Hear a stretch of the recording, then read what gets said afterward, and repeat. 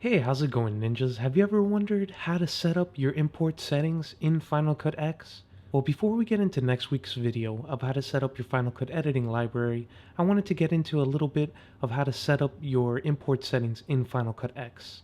This is a very important part of the setup process that allows you to organize everything in a certain way and make sure your library doesn't get too big. It also gives you a few options to do media proxies.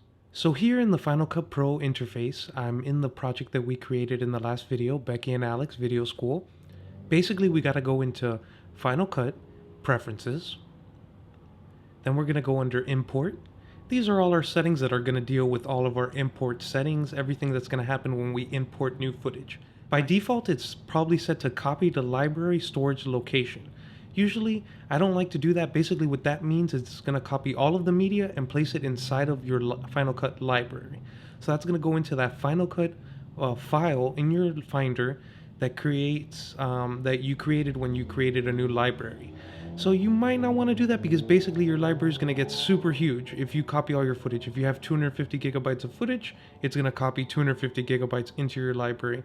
That might not be exactly what you want to do. So what I like to do is leave files in place. What leave files in place means is that basically you're going to select to link the files to their current location rather than copying them. So if you have them on a certain hard drive, they're just going to stay on that hard drive. You're just making a link. It's not actually copying it to your Final Cut library. This is very convenient if you've already backed things up and you don't need to copy it again. You don't want to have 3 copies, you already have 2 copies. So this is fine to just leave it in place. If you do want to use this as an external backup of some sort, maybe you do want to use this option, that's really up to you. You can do a variation of this.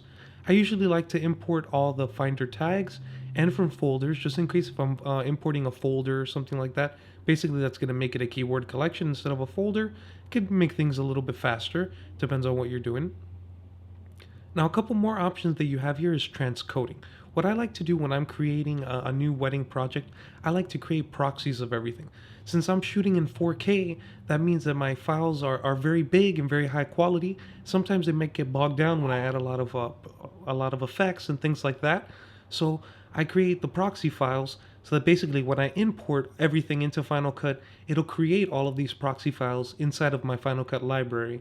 This ends up being about, I think we've talked about this before, but this will end up being about 70 gigabytes at the end from about 250 gigabyte 4K files. So it ends up being a pretty cool option to do that. You could also create optimized media that basically creates 422, Apple ProRes 422 files, as it says right here.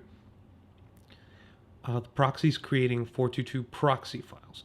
So they're about, I would say, about half the size of optimized media, which is just regular 422. You could also choose to analyze your video for balanced color. You can find people. Usually I don't like to do any of this. I do this all myself, but these are options that you can maybe take a look at. These are sometimes very cool options that get things done very quickly. Those are pretty much the main import options that you got to know about when you're importing video. I just wanted to make sure you had a good deal about that before we got into video 3, which is going to be syncing. Just wanted to make sure you had a good idea of how to import everything and not end up with a file that you're not understanding what exactly is going on. When you do decide to create these proxy files, it'll just start, when you import everything, it'll just start creating it right away. And it'll happen in your background tasks. That'll all happen in the background, so you could just keep working and things will stop and just keep you working and also keep you rendering at the same time, and both should not get bogged down that much. Basically, it'll prioritize your working over the rendering, so it'll stop the rendering while you're working to not slow down your computer, and then when you stop working for a few seconds or a few minutes, it'll just keep rendering. So it's a pretty cool way of working. So it'll basically do that when you import everything.